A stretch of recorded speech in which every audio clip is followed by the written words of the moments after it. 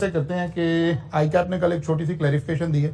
अगरचे वो बहुत सारे बच्चों के लिए अच्छी खबर नहीं होनी चाहिए, लेकिन अनफॉर्चुनेटली हमारे स्टूडेंट के लिए वो अच्छी खबर ही कंसिडर होती है कि आई कैप ने 3 पेपर की जो रिस्ट्रिक्शन थी न्यू स्टूडेंट्स के लिए उसको रिलैक्स कर दिया है। इस अटेम्प्ट के लिए रिलैक्स किया गया है, यानी अगर आप इस अटेम्प्ट में 3 से कम पेपर देना चाहते हैं तो दे सकते हैं। ओल्ड स्टूडेंट के ऊपर ये रिस्ट्रिक्शन पहले थी कि नहीं थी? पेपर की रिस्ट्रिक्शन थी, ग्रुप की रिस्ट्रिक्शन नहीं थी। ओल्ड स्टूडेंट हम किसे कहते हैं?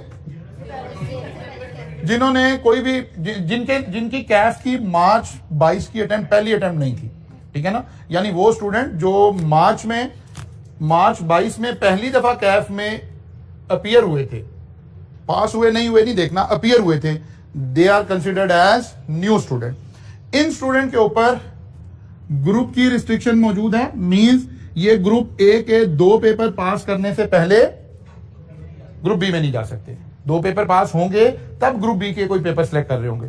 लेकिन जो ओल्ड स्टूडेंट थे उनके ग्रुप की रिस्ट्रिक्शन मौजूद नहीं थी, लेकिन एक अटेम्प्ट में 3 पेपर देने की रिस्ट्रिक्शन मौजूद थी। अब आई कैप ने कहा कि इन दोनों लोगों के लिए अपने अपने ग्रुप में रहते हुए रिस्ट्रिक्शन नहीं है। अगर ये 1 पेपर देना चाहें, 2 देना चाहें, 3 देना चाहें, पेपर दे सकते हैं, कोई प्रॉब्लम नहीं है। लेकिन इधर वाले बच्चों पर ग्रुप की रिस्ट्रिक्शन उसी तरह ही रहेगी और इधर वाले बच्चों पर ग्रुप की रिस्ट्रिक्शन भी नहीं होगी और पेपर की रिस्ट्रिक्शन भी नहीं होगी। फिलहाल आई कैप ने अगेन सितंबर 22 के लिए ये बात की है, बिकॉज आई कैप अभी खुद देख रहा है। अल्टीमेटली जाहिर है लॉन्ग रन में एटलीस्ट ग्रुप ए की पहली अटेम्प्ट में ये रिस्ट्रिक्शन हमेशा के लिए रिमूव हो जानी चाहिए। बिकॉज जो आपने सेटअप बनाया है, आप पीआरसी के एग्जाम हर महीने ले रहे हैं, तो जो बच्चा एग्जाम से 2 महीने 2.5 महीने पहले पीआरसी पास करेगा, अब वो 3 पेपर तो नहीं दे सकता। तो क्या आप बच्चे को एज ए इंस्टीट्यूट लेवल पे ये प्रमोट करेंगे कि यार बाबा फारिग बैठो, मौज शोज करो? क्योंकि उसे तो अगर उसने पेपर नहीं देना होगा, उस वक्त कोई बैच भी कॉलेज शुरू नहीं कर रहा होगा, कुछ नहीं कर रहा होगा। तो एटलीस्ट फर्स्ट अटेम्प्ट के लिए ये रिलैक्सेशन आनी चाहिए। वैसे लॉन्ग रन में सारी रहनी चाहिए, लेकिन एटलीस्ट पहली अटेम्प्ट में तो ये होना चाहिए कि आप 1 पेपर देना चाहते हैं तो दे दें, ताकि वो जो क्रैश में बच्चे पास हो जाते हैं, एक आधा पेपर निकाल लेते हैं, वो बच्चे पढ़ाई की तरफ उसी तरह से लगे रहे और हमारी भी रोजी रोटी चलती है। अच्छा जी, आगे चलते हैं। तो आखिरी बात ज्यादा अहम है, ठीक है ना। हम आई कैप को भी ये समझाने की कोशिश कर रहे हैं। अच्छा जी, चैप्टर नंबर 4 हम पढ़ रहे थे, जिसके अंदर हमने स्टडी किया कि इंफॉर्मेशन टेक्नोलॉजी का हमारे बिजनेसेस पर क्या इम्पैक्ट आएगा। फिर साथ ही हमने कहा कि अभी तक के सारे चैप्टर में से जहां जहां हमें नजर आएगा वहां आपको बता देंगे। अच्छा, बच्चा कंफ्यूज है, बच्चे बार बार ग्रुप में भी यही सवाल पूछते हैं, आपस में भी यही सवाल पूछते हैं, याद क्या करना है। मुझे नहीं समझ आ रही कि मुझे ऐसे लग रहा है कि जैसे मुझे कह देना चाहिए कि हर चैप्टर याद करना है, तो शायद बच्चों को मुतमईन हो जाएंगे बच्चे। कुछ चैप्टर हैं जो याद नहीं करने हैं, वहां कुछ रिप्रोड्यूस नहीं करना। हमें सिनेरियो में हमें बताना है कि इम्पैक्ट क्या आया है, इकोनॉमी का इम्पैक्ट क्या आया है। और बड़े अच्छे आपके सब्जेक्ट के एंगल से पाकिस्तान के लिए अनफॉर्चुनेटली हिस्ट्री के, पाकिस्तान की तारीख के सबसे शायद बुरे दिन चल रहे हैं कि इकोनॉमिकली हम शदीद मसाइल का शिकार हैं। लेकिन जो चीजें आप एज अ सब्जेक्ट पढ़ते हैं उनको प्रैक्टिकल एस्पेक्ट में देखने के लिए बेहतरीन टाइम अवेलेबल है। कि हमने कहा कि जब पॉलिटिकल अनसर्टेनिटीज मौजूद हों, जब कोई भी स्टेबिलिटी ना हो, तो दुनिया की बड़ी से बड़ी इकोनॉमी जो है वहां सर्वाइव नहीं कर सकती, वो कोलैप्स कर जाती है। अगर हम अज्यूम करें कि जो अनसर्टेनिटी इस वक्त मौजूद है, ये अनसर्टेनिटी खुदा ना खास्ता अगले 60 डेज भी कंटिन्यू करे, तो हम एज अ नेशन सर्वाइव नहीं कर सकते। हमें सोचना पड़ेगा कि इस अनसर्टेनिटी को रिमूव किए बगैर कोई चारा नहीं है। आप नाअहल से नाअहल इंसान को लाके बिठा दें, लेकिन अनसर्टेनिटी रिमूव करें, पता चले कि गवर्नमेंट किसके हाथ में है, कोई पता नहीं है। आप देख रहे हैं स्टॉक एक्सचेंज गिर रही है, डॉलर ऊपर जा रहा है, रिजर्व्स आपके कम हो रहे हैं, हर तरफ से खुदा ना खास्ता हम देखें तो बुरी खबरें मौजूद हैं। जो लोग थोड़े विजनरी हैं या थोड़ी बोल्ड बातें करते हैं, शबर जैदी साहब जैसे लोग, वो दोबारा आगे कहना शुरू हो गए कि मैं तो 1 साल पहले कह रहा था कि जी पाकिस्तान डिफॉल्ट कर गया हुआ। अब ये हमारे सब्जेक्ट का वो जो चैप्टर नंबर 1 है कि पॉलिटिकल इम्पैक्ट क्या आता है, उसको देखने का आपके पास जरिया मौजूद है कि क्या हो रहा है, या स्टेबिलिटी का क्या कॉन्सेप्ट है। अब हमें कहीं रिप्रोड्यूस नहीं करनी है, बातें लिंक करनी है। मैं बार बार कह रहा हूं, आप अपने जहन को ओपन करने का सोचें। हाँ, जहां आया, लाइक चैप्टर 4 आया, मैंने फौरन से आपसे कहा कि ये वो चैप्टर है जो आपको रटा भी लगाना पड़ेगा, क्रैम भी करना पड़ेगा, बिकॉज इसमें से 4-5 नंबर का उसने थ्योरेटिकल कंटेंट भी पूछ लेना है। फिर हमने जनाब देखा, सबसे पहले हमने कहा कि जी आईटी ने आके काम क्या किया, तो पता चला जी कंप्यूटर ने आके बहुत सारी चीजों को, प्रोसेसेस को रिप्लेस करना शुरू कर दिया कि अब उनकी जरूरत नहीं है। उनकी बजाय वो जगह किसने ले ली है? मशीन ने आके ले ली है। सादा सी एग्जांपल, आप एटीएम मशीन देख सकते हैं कि उसने कैशियर को रिप्लेस कर दिया। बहुत सारी एग्जांपल्स हो सकती हैं। फिर हमने कहा कि इंसानी काम क्या रह जाएगा? हमने कहा उसका एनालिटिकल काम रह जाएगा, डिसीजन मेकिंग काम रह जाएगा। किस तरह की डिसीजन मेकिंग? हमने कहा जो अनस्ट्रक्चर्ड डिसीजन मेकिंग है ना, वो ह्यूमन बीइंग को करनी पड़ेगी। जो स्ट्रक्चर्ड काम है, स्ट्रक्चर्ड का मतलब है जहां पता है ये ऐसे ऐसे ऐसे ऐसे ऐसे यहां पहुंच जाएंगे, ये काम मशीन कर लेगी और इंसानों से बेहतर कर लेगी, क्विक कर लेगी, एरर फ्री कर लेगी, इंसानों से बहुत बेहतर कर लेगी। इंसान ने क्या करना है? एनालिटिकल डिसीजन लेने हैं। अच्छा जी, फिर हमने कहा जी आर्टिफिशियल इंटेलिजेंस, मशीन का जो एक्सेसिव यूज है, machine learning and artificial intelligence, सारा फ्यूचर इसके साथ जुड़ा हुआ है, सारा फ्यूचर इसके साथ जुड़ा हुआ है, सारी चीजें इसके साथ जुड़ी हैं। आप एज के उस हिस्से में कि अगर आप अफोर्ड करते हो ना, एक अच्छा आप प्रीमियम लीग खेलना चाहते हैं जिंदगी में, आप top of the range chartered accountant बनना चाहते हैं, आप एज के उस हिस्से में कहीं आईटी साइड पे पढ़ना शुरू कर दें, लर्न करना शुरू कर दें। और अगर ऐसे कोर्सेज आपको कहीं लाहौर में मिलते हों आर्टिफिशियल इंटेलिजेंस के ऊपर, डाटा एनालिसिस के ऊपर, मशीन लर्निंग के ऊपर, तो ये बेहतरीन एसेट हो सकता है आपकी जिंदगी का। आपकी जिंदगी के सबसे बेहतरीन नॉलेज ये होगा जो आपको जिंदगी में पे ऑफ करेगा आइंदा 20-25 सालों के लिए। अच्छा जी, फिर हमने कहा कि और क्या हुआ? हमने कहा जी प्रोडक्शन एंड सर्विसेज, हमारे सर्विसेज के ऊपर भी इंपैक्ट आ गया, हम जो प्रोडक्ट सेल कर रहे थे उसके ऊपर भी इंपैक्ट आ गया। फिर हमने कहा हमारा जो ऑर्गेनाइजेशन स्ट्रक्चर है वो भी डिस्टर्ब होना शुरू हो गया, वो जो एक लॉन्ग हायरार्की थी वो शॉर्ट होना शुरू हो गई। फिर हमने कहा जी बहुत सारी चेंजेस आना शुरू हो गई, डाउन साइजिंग आ गई, डी लेयरिंग आ गई, आउटसोर्सिंग आ गई, रिस्ट्रक्चरिंग आ गई। अब हो सकता है एग्जामिनर सिर्फ 2 मार्क्स के लिए आपसे पूछ रहा हो कि डाउन साइजिंग से क्या मुराद है, डी लेयरिंग से क्या मुराद है, what is the difference between downsizing and delayering, ठीक है ना? आउटसोर्सिंग क्या है, what are the examples of outsourcing. अच्छा, अभी एग्जामिनर का फोकस ये है कि वो चाह रहा है, इंप्रेशन हम एक आईकैप में रखना चाह रहे हैं कि शायद हम प्योर रटा नहीं पूछ रहे हैं। हो सकता है वो एक सिनेरियो क्रिएट करे आपसे और ऑर्गेनाइजेशन में बताए ये कर दिया है, ये हो गया, ये हो गया, ये हो गया, और आपसे पूछे बताइए क्या हुआ है। मतलब कहा जी हमने देखा कि यहाँ सैलरी मिनिमम वेज बहुत ज्यादा इंक्रीज हो गए हैं और फला मसला है, हमने अपना अकाउंट्स डिपार्टमेंट आउटसोर्स कर दिया। किसी ये नहीं लफ्ज नहीं यूज किया, उसने कहा जी हमने अपने अकाउंट्स डिपार्टमेंट के लिए एक चार्टर्ड फर्म हायर कर लिया, वो हमारे अकाउंट डिपार्टमेंट की टेक केयर कर रही है। सिनेरियो क्रिएट कर दिया उसने। अब हमने बताना ये आउटसोर्सिंग हो गई है, ठीक है ना? फिर हमने कहा जी हमने 20 लोग रखे हुए थे, अब हमें फील हुआ 3 लोगों से काम चल जाएगा, हमने बाकी के 17 लोगों को फायर कर दिया है, तो पता चला डाउन साइजिंग हो गई है। डी लेयरिंग का मतलब था, उसने कहा जी हमने टॉप मैनेजमेंट के नीचे जो मैनेजर्स थे और उसके नीचे जो असिस्टेंट मैनेजर थे, हमने असिस्टेंट मैनेजर फारिग कर दिए हैं, अब मैनेजर ही डायरेक्टली कम्युनिकेट करा करेंगे किसके साथ? ऑपरेशंस के साथ। अब ये बजाहिर डाउन साइजिंग भी हुई है, लोग कम हुए, लेकिन नहीं, अब हम इसे डाउन साइजिंग नहीं कह रहे होंगे, डी लेयरिंग कह रहे होंगे। तो एक बेहतरीन क्वेश्चन इस तरह से बन सकता है। प्रॉब्लम यहां पर है, बच्चा सब्जेक्ट उसको समझता है, टीचर उसको समझता है कि सर दें, सफे दें, कहें जी ये याद कर ले, हम याद कर लें, मसला रिजॉल्व हो जाए।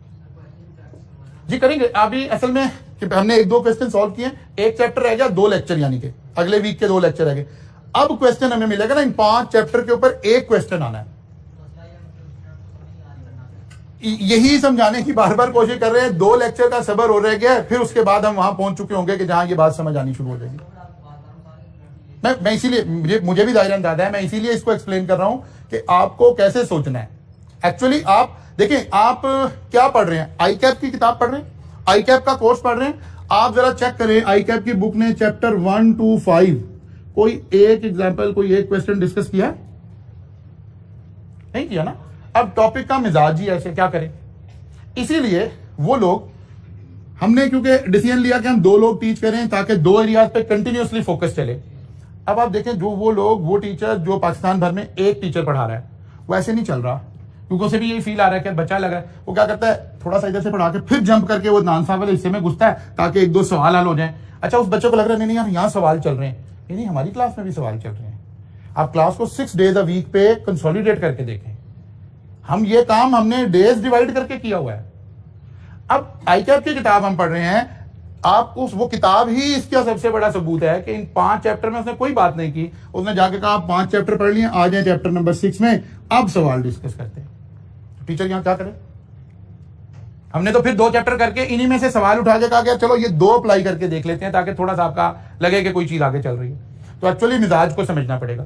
एक दूसरी अप्रोच हो सकती थी, बास टीचर क्या करते हैं, चैप्टर 7 पढ़ाना शुरू कर देते हैं डे फर्स्ट पे।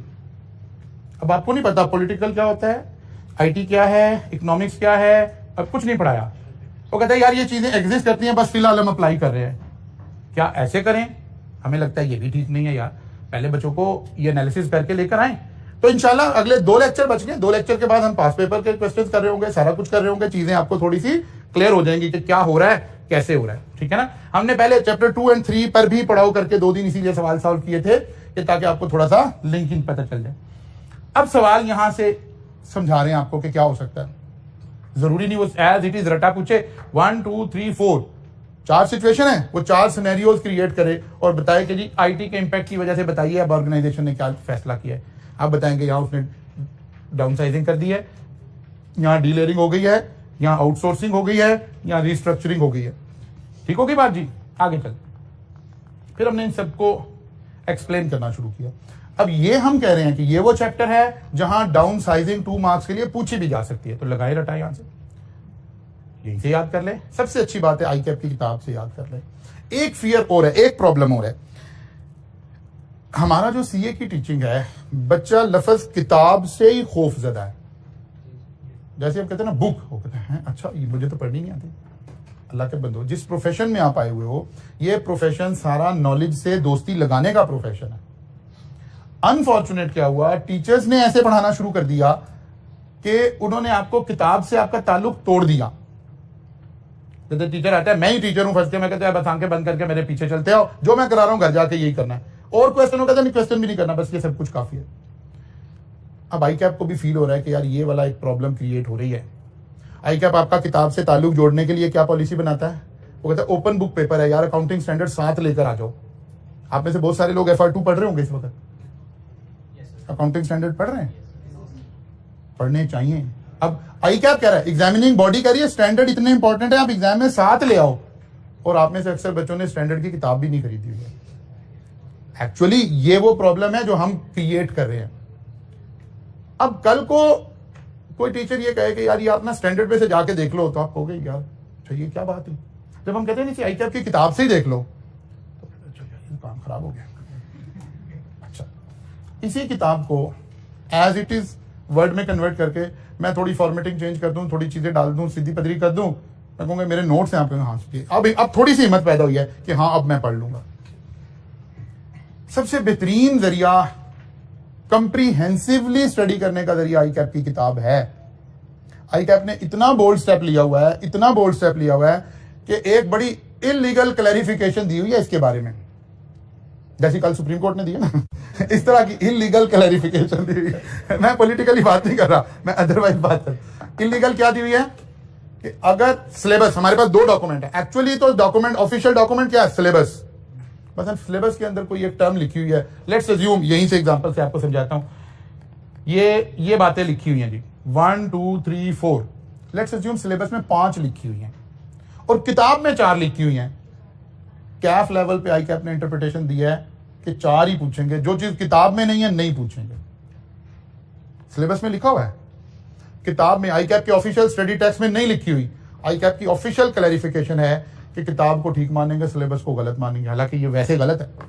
उनका कैफ लेवल पे ऐसे ही करेंगे, लेकिन सीफैप पे नहीं ऐसे करेंगे। सीफैप पे इसकी अदरवाइज क्लैरिफिकेशन है कि सिलेबस फॉलो होगा, किताब में कुछ लिखा है या नहीं लिखा। इसका मतलब है इस किताब की इतनी अहमियत आई कैप ने बनाई हुई है कि अगर ये गलत भी है तो कहते फिर इसको ठीक मानेंगे। आप इस किताब से ही सारे भाग रहे हैं। हालांकि जरा मैंने चैप्टर 4 कहा था उसको पढ़े जाके, ऐसे ही है जैसे नोट्स में किसी ने भी लिखा हुआ है। लेकिन मैं कह रहा हूं यार कहीं से ही पढ़ लें, आप छोड़ें इस बहस को भी छोड़ें, ठीक है ना, किसी किताब से पकड़ के पढ़ लें ताकि चीजें मसला रिजॉल्व हो जाए। अच्छा जी आगे चलते हैं। अब ये 6 चीजें 5 चीजें, रिस्ट्रक्चरिंग, ये हॉरिजेंटल रिस्ट्रक्चरिंग, वर्टिकल रिस्ट्रक्चरिंग, ये एक 2 नंबर की पूछी भी जा सकती हैं। फिर हम पहुंचे थे जनाब आईटी के इंफॉर्मेशन के ऊपर सबसे ज्यादा स्ट्रेंथन एरिया, ये 4-5 चीजें, सबसे ज्यादा सवाल आप इस पे एक्सपेक्ट करें। सिनेरियो बनाया एग्जामिनर ने, उसने कहा एक सॉफ्टवेयर है वो ये काम कर रहा है, बताइए ये कौन सा सॉफ्टवेयर है। रटा फिर नहीं पूछा उसने। अब हमने देखा कि क्या ये खाली ट्रांजैक्शन को रिकॉर्ड कर रहा है, तो हमने कहा ये ट्रांजैक्शन प्रोसेसिंग सिस्टम है। फिर हमने देखा क्या ये मैनेजमेंट को सपोर्ट प्रोवाइड कर रहा है, मैनेजेरियल सपोर्ट प्रोवाइड कर रहा है, हमने कहा ये मैनेजमेंट सपोर्ट सिस्टम है। फिर हमने देखा क्या ये मैनेजमेंट को डिसीजन लेने में मदद है। डिसीजन लेने का मतलब है, मैनेजमेंट सपोर्ट का क्या मतलब है, सिर्फ चीजों को मैनेज करने में बताता है। एक सिस्टम है वो बताता है यार आपने वीकली जो है ना एसीज के फिल्टर क्लीन करने हैं।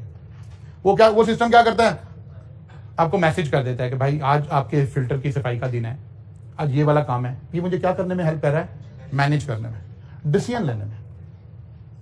मैंने डिसीजन लेना है कि यार ये मशीन चल नहीं रही है तो क्या करूं, क्या ये मुझे कोई कंपैरेटिव इंफॉर्मेशन दे रहा है कि ये मशीन पहले कब खराब हुई थी, अच्छा पिछली दफा कंप्रेसर खराब हुआ था तो हमने कितने का डलवाया था।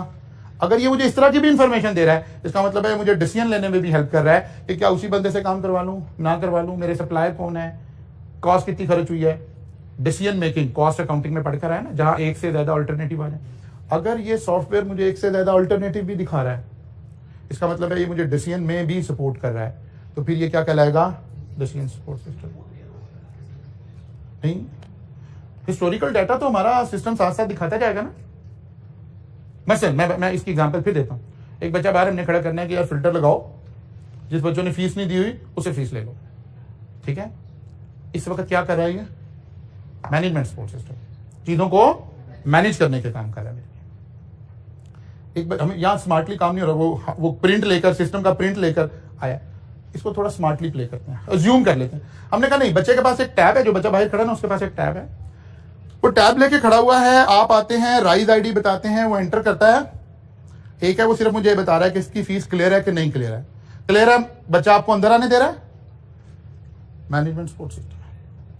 आपका राइज आईडी एंटर करता है, वो आपको दिखाता है पिछले सेशन में आपने फीस पूरी पे कर दी थी, उससे पिछले में भी पूरी कर दी थी, डिले इसी तरह ही करते रहे थे। तो मैंने देखा यार ये बच्चा ना डिफॉल्टर कोई नहीं है, रोते खोते पिछली दफा भी फीस दे ही दी थी इसने इस दफा भी मिन्नत अल्लाह करके दे ही देगा, तो इसको जाने देता हूँ, ये वो वाला डिफॉल्टर नहीं है जिसे मैं पकड़ने खड़ा हूँ। अब मैंने क्या लिया है, अब यही सिस्टम मुझे क्या कर रहा है, एक्चुअली ये एक बड़ा रिफाइन सी एक लाइन है जिसने डिसाइड करना है कि इसमें और इसमें कोई खास फर्क नहीं है। अगर मुझे डिसीजन लेने में भी हेल्प कर देता है वो सिस्टम, तो then it is decision support system. और अगर वो सिर्फ मुझे काम को, टास्क को मैनेज करने में मदद दे रहा है, फीस दी या नहीं दी है, खत्म बात, तो फिर वो मैनेजमेंट सपोर्ट सिस्टम है। अच्छा, फिर आ गया एग्जेक्टिव इंफॉर्मेशन सिस्टम। अब फिर एग्जेक्टिव इंफॉर्मेशन सिस्टम और ये वाले दोनों सिस्टम ये फिर तकरीबन पास हैं, लेकिन एक मसला है, ये जो डिसीजन सपोर्ट सिस्टम था या मैनेजमेंट सिस्टम था, इसका फोकस इंटरनल था, क्योंकि ये मैनेजमेंट वो है जिसने इंटरनली ऑर्गेनाइजेशन को मैनेज करने में सारा काम रोल प्ले करना है। लेकिन ये लोग, इनके पास जो इंफॉर्मेशन हो उसमें एक्सटर्नल डाटा भी होना चाहिए, कंपेटिटर क्या कर रहा है, ओवरऑल इकोनॉमी कहां खड़ी है, आज डॉलर का रेट क्या था, आज स्टॉक एक्सचेंज क्या थी, अगर मेरा बिजनेस उससे लिंक है। इनको बताने की जरूरत नहीं है, क्योंकि इन्होंने तो हमारे लिए हुए डिसीजन को इंप्लीमेंट करना है ना, इन्होंने स्ट्रेटेजिक डिसीजन मेकिंग करनी है। तो इनके इंफॉर्मेशन सिस्टम का फोकस इंटरनल भी होगा, एक्सटर्नल भी होगा। इसने जो इंफॉर्मेशन लेनी है इसका फोकस इंटरनल होगा, एक्सटर्नल की इतनी जरूरत नहीं है, या अगर है भी तो एक्सटेंट में बड़ा वादे फर्क है। अब एक्चुअली ये रिक्वायर्ड है, बच्चा इंटरेस्टेड किसमें हो रहा है अनफॉर्चुनेटली, क्योंकि अभी वो उसमें से है। ओके सर बताएं इसमें से याद क्या करना है, प्रॉब्लम यहां है। हो सकता है वो 4 सिस्टम बनाए आपके पास, फिर बताइए कौन सा सिस्टम है। Expert system. एक्सपर्ट सिस्टम क्या कर रहा था, हमें एक्सपर्ट का नॉलेज भी दे रहा था। जो नॉलेज एक एक्सपर्ट ने गेन करना था, अगर वो स्ट्रक्चर्ड था तभी एक्सपर्ट सिस्टम बन सकता है, अनस्ट्रक्चर्ड में तो बन ही नहीं सकता। मसलन लॉ, अकाउंटेंसी, मेडिकल, ये सारी साइंस भरी पड़ी है स्ट्रक्चर्ड अप्रोच के ऊपर। ये होगा तो ये करना, ये होगा तो ये करना, ये होगा तो ये करना, इसी को हम स्ट्रक्चर्ड अप्रोच कह रहे हैं। हमने कहा इसका डराने वाला चेहरा तो ये है कि ये वाले एक्सपर्ट लॉन्ग रन में फारिग हो जाने, लॉन्ग रन में इनकी जरूरत नहीं पड़नी। लेकिन हम कहते नहीं यार डराने वाली बात है, पहले को पॉजिटिव। हम कहते हैं ये वाले एक्सपर्ट अब डिसीजन लेने से पहले सिर्फ अपनी स्किल, अपनी मेमोरी पर रिलाय नहीं करते, बल्कि अपनी राय अपने एक्सपर्ट सिस्टम से शेयर करके फिर डिसीजन ले लेते हैं। और डिसीजन लेते हुए जो मेमोरी बेस्ड बात था, जो लेबर बेस्ड बात था, वो उसकी मदद मशीन से ले लेते हैं, और जो एनालिटिकल स्किल थी वो अपनी अप्लाई कर लेते हैं। मतलब मुझे एक केस स्टडी तैयार करनी है, मुझे एक केस लॉ एक लॉ हाई कोर्ट में प्रेजेंट होना है। मुझे पहले मुझे मेहनत करनी पड़ती थी, किताबों में से सारा कुछ ढूंढ के लाना था, मैं या मेरे नीचे जूनियर ये काम मुझे करके दे रहे थे। अब एक्सपर्ट सिस्टम मेरे एक क्लिक पे मुझे सारा कुछ बता देगा। अब मैंने सिर्फ उसकी लॉजिक अपने केस के साथ लिंक करने पे तवज्जो देनी है। पहले मुझे दोनों काम करने थे। मुझे सहूलत मिल गई है। हमने खौफ की बात नहीं की, हमने कहा पॉजिटिव बात है। एक सेमी एक्सपर्ट आदमी भी इसको यूज करके एक्सपर्ट वाले नॉलेज ले लिया करेगा। जी, जिस तरह आपने डोर पर कंट्रोल की बात की थी, तो फर्ज किया हम ऑटो डोर लॉक कर देते हैं और बाय फिंगरप्रिंट लगा देते हैं कि जो भी स्टूडेंट है वो अपना फिंगरप्रिंट ऐड करे और डोर ऑटोमेटिकली ओपन हो जाए अगर उसकी फीस क्लियर है। तो अगर फीस नहीं क्लियर तो डोर ओपन ना हो। तो ये किस सिस्टम में फर्क है? मैनेजमेंट सपोर्ट डिसीजन नहीं ले रहा, सपोर्ट कर रहा है। मैनेजमेंट को सपोर्ट का क्या मतलब है? जो मैनेजमेंट चाह रही है वो काम करके दे दे। मैनेजमेंट चाह रही है जिस बच्चे की फीस क्लियर नहीं है अंदर ना आए, ये मशीन ही वो काम कर रही है। तो इस वक्त ये कौन सा सिस्टम है? मैनेजमेंट सपोर्ट सिस्टम है। डिसीजन ले, डिसीजन सपोर्ट सिस्टम। मसलन इसी को हम कहें क्या, देख लो अगर पिछले एंड ऑफ द सेशन इस बच्चे की फीस कोई रह गई थी कि क्लियर हो गई थी। अगर क्लियर हो गई थी फिर इसे आने दो, 1-2 दिन से टाइम दे दो, कोई बात नहीं है। तो फिर यही सिस्टम बगैर बंदे के होने के बावजूद क्या कर रहा होगा? डिसीजन भी ले रहा होगा। मशीन से भी आप डिसीजन करवा सकते हैं, ह्यूमन बीइंग से भी डिसीजन करवा सकते हैं। एक्सपर्ट सिस्टम, जहां एक्सपर्ट खुद या सेमी एक्सपर्ट इस सिस्टम को यूज करके डिसीजन लेने शुरू करेगा। कुछ राय वहां से ले लेगा, कुछ मशीन की मदद से चीजें ले लेगा, ताकि मेरा चांस ऑफ एरर क्या हो जाए? रिड्यूस हो जाए, कम हो जाए। जो मैंने गलतियां करनी है वो गलती ना कर रहा हूं, कुछ फायदा मुझे मशीन प्रोवाइड कर दे, कुछ इनपुट मैं खुद डाल दूं। अब हमें कॉन्सेप्चुअली इनको क्लियर करना है, इस कॉन्सेप्ट को क्लियर करना है। हो सकता है वो रटे में पूछे कि ट्रांजैक्शन प्रोसेसिंग सिस्टम क्या है, तो रटे से ये लिखना पड़ जाए।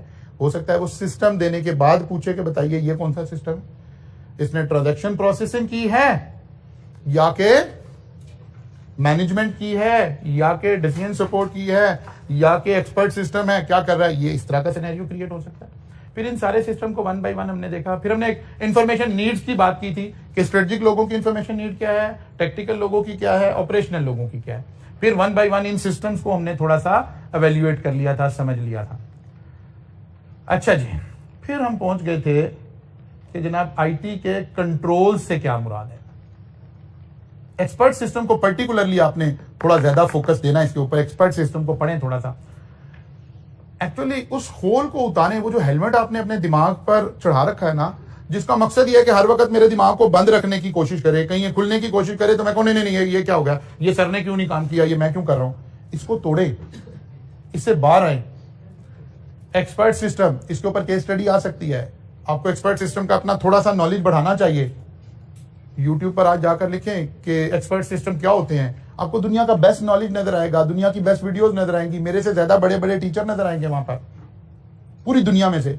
उन्होंने अपनी जिंदगी का निचोड़ निकालकर वो 5 मिनट की 6 मिनट की वीडियो बनाई हुई होगी। हम क्यों घबरा रहे हैं उसे देखने से? हम तो खुद वो टीचर है, हम तो खुद आपको रास्ता दिखा रहे हैं कि उसको देखें, उसको समझें, इल्म के साथ दोस्ती पैदा करें। मेंटोर का काम, टीचर का काम आपको गाइडलाइन प्रोवाइड करना है, पर्टिकुलरली ऐसे सब्जेक्ट जिसमें दिमाग इस्तेमाल होना है। एक होता है कॉस्ट का पेपर में पढ़ा रहा होता है, मैं कहता वेरिएंस एनालिसिस ऐसे निकलने हैं, ये फार्मूला है, ये सवाल है, बस इसको कर लो। नहीं, यहाँ दिमाग ने इस्तेमाल होना है, तो कहीं उस दिमाग को इस्तेमाल करने की आदत भी डालनी पड़ेगी। फिर हम पहुंचे थे जी आईटी के कंट्रोल के ऊपर कि आईटी में क्या कंट्रोल आने शुरू। यहां भी ये बड़ी अहम बात है, virtual companies, online social media, ये वाली बातें इनको हमें देखना है, समझना है। अभी नेक्स्ट चैप्टर में फिर दोबारा ये डिस्कस हो रही है। 5 चैप्टर आई कैप आपको इसके ऊपर पढ़ा रहा है, 8 टोटल पढ़ने हैं हमने, उनमें से 5 चैप्टर और 6ठा इसकी प्रैक्टिस। पीछे 2 चैप्टर बचेंगे, सिलेबस खत्म हो जाएगा। बात समझ आ रही है? तो इसलिए इसका मतलब है आईकैप को पता है यहां हम बच्चे का ब्रेन ओपन करने की बातें कर रहे हैं, उसको एक्सटर्नल एनवायरनमेंट के साथ इन बातों को लिंक करना सिखा रहे हैं। इसके ऊपर सारा फोकस है। अच्छा जी, खैर वो कहते आईटी के कंट्रोल हमने लास्ट टाइम बात करके गए थे कि जनरल कंट्रोल्स लगाने हैं और फिर एप्लीकेशन कंट्रोलर।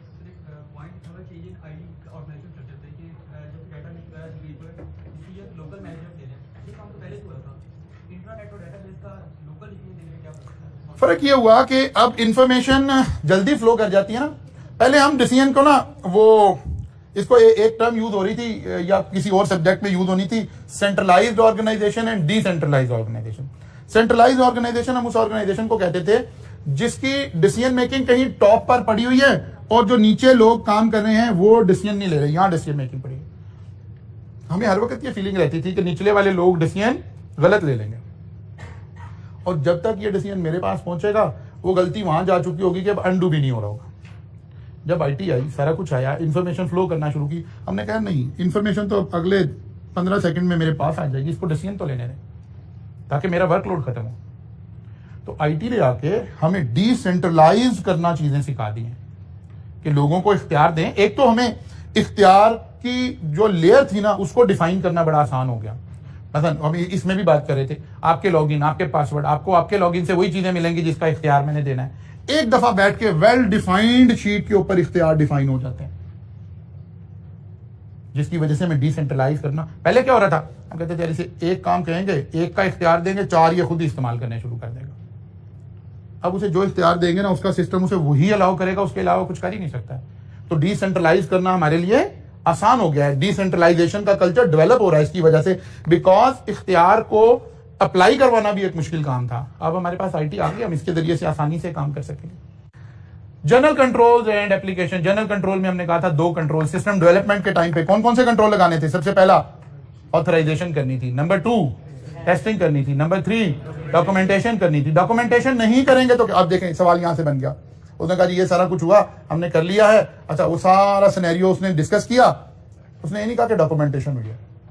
उसने कहा जी इसको बताइए ये जो सिस्टम हमने डेवलप किया इसमें क्या फ्लॉ मौजूद है।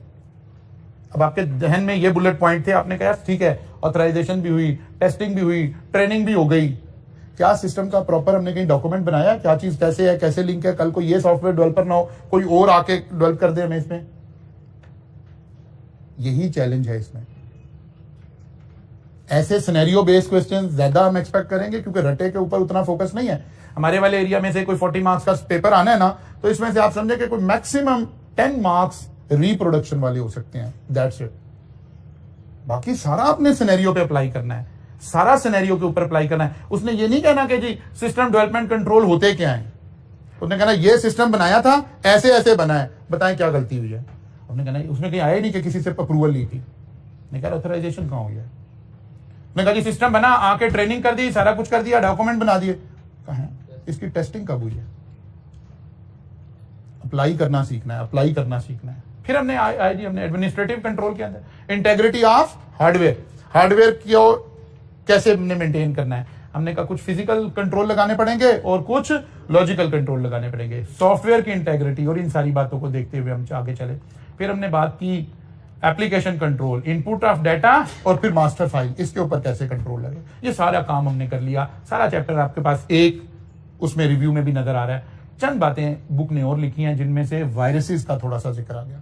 फिर अगेन नजर आ रहा है 2-3 मार्क्स अगर वो रटे पर ही पूछने पर आ जाए और वो कहे कि नहीं यार बच्चे को खुश तो करना है ना, कुछ रटे में पूछ लो, तो फिर ये उसके पास एक ऑप्शन होगी कि वायरस होता क्या है।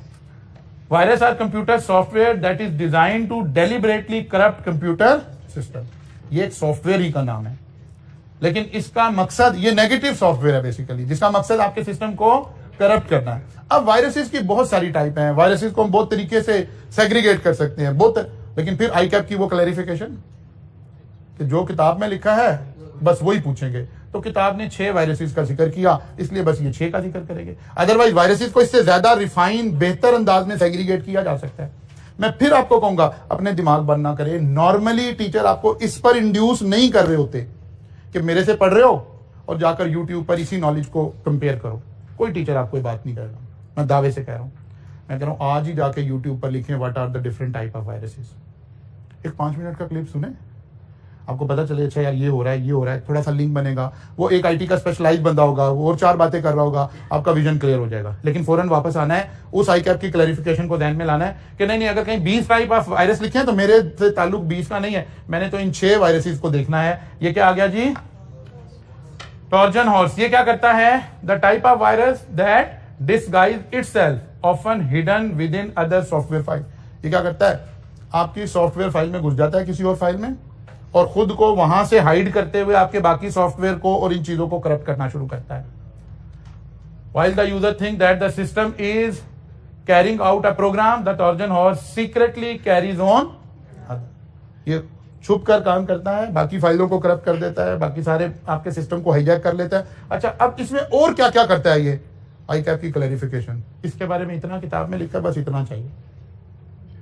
जो आईकैप खुद क्लैरिफाई कर रहा है, जो किताब में लिखा है बस ये सहीफा है, तो फिर इसी सहीफे को पढ़ लेते हैं, फिर इधर उधर क्यों भाग रहे हैं भाई। दूसरा वायरस वॉर्म्स, ये क्या करता है,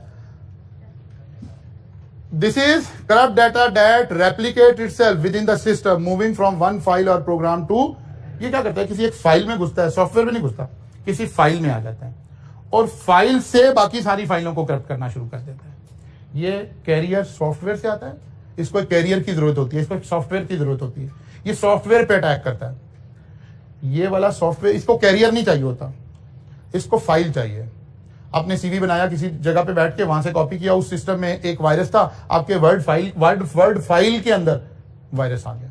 इस वायरस ने जाके बाकी सारी फाइलों को रेप्लिकेट करके खराब, उसकी कॉपीज बनानी शुरू कर दी, उसको कुछ करना शुरू कर दिया, thousands of millions of files create करना शुरू कर दी। इसको हम क्या कह रहे हैं। फिर तीसरा सॉफ्टवेयर आ गया ट्रैपडोर।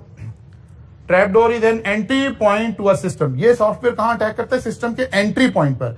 एंट्री पॉइंट के कंट्रोल अब आपके ध्यान में होने चाहिए थे, पासवर्ड लगे हुए थे, लॉगिन लगे हुए थे। जब ये वाला वायरस आया ना, तो आपका स्टूडेंट लॉगिन था, एडमिन लॉगिन बन गया। अब आप बच्चे एनरोल कर करके लेक्चर बेचना शुरू कर दिया आपने पैसे शैसे कमा लिए, ठीक है। आपका पासवर्ड खराब हो गया, पासवर्ड को उसने ऐसा क्रैक कर दिया, कोई भी पासवर्ड, इंसान है ना, किसी सिस्टम पे बैठता है, तुक्का लगाता है। आप जो भी पासवर्ड लगा रहे हो वो एंटर होकर काम कर रहा है, क्या बात है, पहला ही तुक्का लग गया, वो तुक्का नहीं लग गया, सॉफ्टवेयर उसने, वायरस ने सारा काम खराब कर दिया। इसको हम क्या कह रहे हैं, ट्रैपडोर। फिर 3 वायरस और, logic bomb. This is a virus that is designed to start working when a certain event occur. वो कह रहा है वायरस है ये, जैसे इंसानी उसके अंदर वायरस आ जाते हैं। कुछ वायरसेस हैं जो जैसे ही आपकी बॉडी में एंटर होते हैं तो खुदा ना खास्ता बॉडी को जो भी उन्होंने नुकसान पहुंचाना है वो नुकसान पहुंचाना शुरू कर देते हैं। कुछ वायरस हैं वो कहते हैं यार वायरस तो है लेकिन एक्टिव नहीं है, हेपेटाइटिस का वायरस, ठीक है ना, वायरस मौजूद है बॉडी में लेकिन कहते हैं शुक्र है अभी एक्टिव नहीं है, नुकसान नहीं अभी पहुंचा रहा। ये भी ऐसे ही वायरस है, वायरस आ गया लेकिन वायरस इंतजार में है। जब आप एक खास प्रोग्राम रन करेंगे, एक खास टास्क कर रहे होंगे, उस वक्त एक्टिव होगा और फिर डैमेज करेगा बॉम्ब की तरह, ठीक है। वो कहता है ये इवेंट के इंतजार में बैठा हुआ है, जब आप वो इवेंट करेंगे ना उस वक्त एक्टिव होगा। मसलन एक वायरस आ गया, फर्ज कर लें हमारे सिस्टम में वायरस आ गया और वो वायरस इंतजार में बैठा है कि जब ये बच्चों को बल्क में एनरोल करेंगे ना, तो जब ये वायरस एक्टिव होगा और जो ये लॉगिन पासवर्ड देते हैं कि एक बच्चा इस्तेमाल कर सके, उस वक्त ये उस पासवर्ड को रिमूव कर देगा। फिर एक बच्चा 100 बच्चों से भी अपना पासवर्ड शेयर कर रहा होगा तो सारे उसको यूज कर रहे होंगे। किसी खास इवेंट से लिंक हुआ है, वो इवेंट होगा। अच्छा फर्ज किया हम अभी बल्क में एनरोल कर ही नहीं रहे हैं, हम बच्चों को इंडिविजुअल एनरोल किए जा रहे हैं, उसने इवेंट बनाया हुआ था कि जब बल्क में एनरोल करेंगे। अब ये वायरस मौजूद है, एक्टिव नहीं है, उसे वो इवेंट मिलेगा तो तब इसने एक्टिव होना है, अदरवाइज इसने एक्टिव नहीं होना। इसका मतलब इस वायरस से बचत हो सकती है अगर वो इवेंट ही ना हुआ तो। अच्छा जी, फिर आ गया टाइम बॉम्ब। वो कहता है ये इवेंट के साथ अटैच नहीं है, टाइम के साथ अटैच है जी।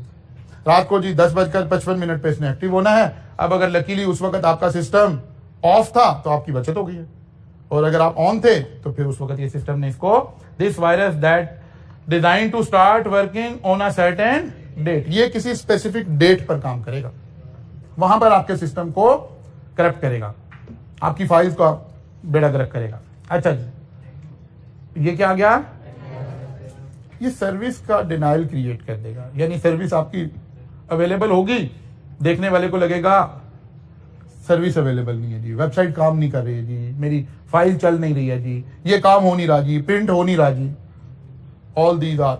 अब ये 6 वायरस का किताब ने जिक्र किया, इतने एक्सटेंट तक जिक्र किया, दैट्स इट। आईकैप की वो वाली इंटरप्रिटेशन, बस 6 what are the different type of viruses, 6 के नाम लिखने। वो कहता जी वायरस होता क्या है, बता दिया। वो कहता जी लॉजिक बॉम्ब और टाइम बॉम्ब में क्या फर्क है, हमने कहा ये इवेंट से ऑपरेट करता है, ये टाइम से ऑपरेट करता है, दैट्स इट। आईकैप इतना सा नॉलेज आपको देना, हम कोई आईटी एक्सपर्ट थोड़े कि हमने कोई एंटीवायरस थोड़े डिजाइन करना है या हमारे से वो थोड़े डेवलप करवाना है। उसने एक बेसिक हमें आइडिया दे दिया कि ये 6 वायरसेस होते हैं, दैट्स इट। फिर उसने हमें एक और लाइन दिखाई जो कि सीए फाइनल में जाके दोबारा आएगी। यहां उसने 4 लाइनें उठाकर कॉपी कर दी हैं सीए फाइनल में ये टॉपिक था, वहां से उठाकर 4 लाइन यहां उसने पेस्ट कर दी है, सिर्फ ये आइडिया देने के लिए कि हमने आपको एक बात सिखाई आईटी के क्या इंपैक्ट है, फिर सिखाया कि यार आईटी के ऊपर आपने कंट्रोल्स लगाने हैं, आपको बताया कि यार ये कंट्रोल भी सोचना है, ये भी सोचना है, ये भी सोचना है, ये भी सोचना है। आपने कहा यार हम चार्टर्ड अकाउंटेंट हैं, हमें कैसे इतनी बातें पता चलेगी। उसने कहा अच्छा एक रेडीमेड सोल्यूशन बताते हैं, एक ऑर्गेनाइजेशन है, एक इदारा है, एक सिस्टम है, उसको हम क्या बोल रहे हैं, कोबिट। कोबिट किसको स्टैंड कर रहा है, control objective for information and related. अब ये है क्या, इसके कंट्रोल क्या हैं, लगाने कैसे हैं, ये फाइनल में सीए फाइनल में जाके पढ़ेंगे। उसने उसी सीए फाइनल की किताब में इसी चैप्टर की पहला जो वो है ना पैराग्राफ, उसको उठा के यहां कॉपी पेस्ट कर दिया, जिससे हमें 2-3 बातें पता चली। कौन कौन सी बातें पता चली जी? COBIT is an IT governance tool. ये आईटी की रिलेटेड चीजों को गवर्न करने का हमारे पास एक टूल आ गया है। Contributed to effective control of information system. वो कह रहा है यार आप जो सोचोगे ये कर लो, ये कर लो, ये कर। वो कहता है यार हम बता देते हैं, अगर तो आपको नॉलेज है तो फिर तो आप अपनी अपनी ऑर्गेनाइजेशन के मुताबिक काम कर लें, नहीं तो एक सेट ऑफ पॉलिसीज आपको दे देते हैं, आप उसके मुताबिक काम कर लें। इसका मतलब स्टैंडर्डाइजेशन हो गई। इसने 5 पॉइंट बता रखे हैं कि कैसे काम करना है, लेकिन वो पॉइंट अब हमारी किताब में यहां पर मौजूद नहीं है, वो फाइनल में आप जाकर पढ़ेंगे। ठीक है, सिर्फ यहां इतना है कि हमने इसने क्या किया, linking information technology and control practices, consolidate and harmonise standard from prominent global sources into a critical resource. वो कहते हैं जो दुनिया के बड़े बड़े लोग थे ना, इन्होंने मिलकर खुद एक डिजाइन कर दिया, एक स्टैंडर्ड कि यार ये बातों का ख्याल रखना है हमने, ताकि हर बंदा, क्योंकि आईटी का एक्सपर्ट नहीं होगा, हर बंदा अपने डिसीजन खुद ना ले रहा हो। वो कहे यार हम कोबिट के स्टैंडर्ड्स को फॉलो कर रहे हैं, जैसे आप कहते हैं ना हम आईएसओ फलां को फॉलो कर रहे हैं, हम फलां स्टैंडर्ड को फॉलो कर रहे हैं, हम फलां स्टैंडर्ड को फॉलो, ऐसे ही एक स्टैंडर्ड आ गया कंट्रोल से रिलेटेड, गवर्नेंस से रिलेटेड। इसका मतलब है अगर कोई कल को जब आप ऑर्गेनाइजेशन का ऑडिट करने जाएंगे और आप ये देखना चाहें कि यार ऑर्गेनाइजेशन ने आईटी के हवाले से ठीक किया कि नहीं, तो ये आपको ऑडिट गाइडलाइन प्रोवाइड कर देगा कि ये चीजें चेक कर लो। जैसे जब आप ऑडिट में पढ़ते हो कि यार हमने एसेट्स कैसे वेरीफाई करने हैं, हमने डेटर कैसे वेरीफाई करने हैं, हमने क्रेडिटर कैसे वेरीफाई करने हैं, तो ये आपको एक गाइडलाइन प्रोवाइड कर देगा कि हमने आईटी से रिलेटेड क्या चीजें चेक करनी है। COBIT applies to enterprise wide information system including personal. वो कहते हैं जहां मर्जी लगा लें, आप पूरी ऑर्गेनाइजेशन पे लगा लें। आपको यार नहीं, मैं एज ए प्रोफेशनल जाहिद कभी मैं सोचूं यार मैं जो नोट्स बना रहा हूं, ये सारा कुछ कर रहा हूं, क्या मेरे आईटी के ये सारे कंट्रोल लगे हुए हैं, या मैं सोच रहा हूं मैं तो इंडिविजुअल हूं। वो कहते हैं भाई नहीं, आप भी कोबिट की सारे प्रिंसिपल अप्लाई कर लें। It is based on philosophy that IT resources need to be managed by a set of naturally grouped process in order to provide pertinent and reliable information system। यानी कोई ना कोई ऐसा हमें निजाम करना पड़ेगा जिससे एक रिलायबल इंफॉर्मेशन सिस्टम मौजूद हो, बैकअप लेने का मौजूद हो, पासवर्ड चेंज करने का मौजूद हो, हार्डवेयर के ऊपर हमारे कंट्रोल लगे हुए हो, सॉफ्टवेयर के ऊपर हमारे कंट्रोल लगे हुए हो। वो कहते हैं इतना कुछ खुद सोचोगे, मैंने 5 पॉइंट बनाए हुए, उनको फॉलो कर लेना। तो यहां ये चैप्टर आपका खत्म हो रहा है। कोबिट के ऊपर बस इतने 6 पॉइंट लिखे हुए हैं, यही पढ़ने हैं, बाकी फाइनल में जाके पढ़ेंगे। जी बेटा आप क्या पूछें? नहीं, कोबिट तो टाइप ऑफ इंफॉर्मेशन सिस्टम नहीं है, ये तो इंफॉर्मेशन को कंट्रोल करने का निजाम है। मैनेज, अगर वैसे आप नाम देना चाहें तो ये मैनेजमेंट सिस्टम है। ये मैं बता रहा है कि आप अपने आईटी के रिसोर्सेज को मैनेज कैसे करेंगे। ठीक हो गया जी। नेक्स्ट वीक आएंगे चैप्टर 5, मेरा ख्याल फर्स्ट 2 डेज लगेंगे, हमारे चैप्टर 5 कंप्लीट हो जाएगा, फिर हम क्वेश्चंस के ऊपर चले जाएंगे। सब्जेक्ट के मिजाज को समझें, उस मिजाज के साथ फ्लो करने की कोशिश करें। इंशाल्लाह नेक्स्ट वीक में आएंगे तो फिर सवाल और उस तरह की बातें हम कर रहे होंगे। नेक्स्ट वीक में मुलाकात होगी इंशाल्लाह।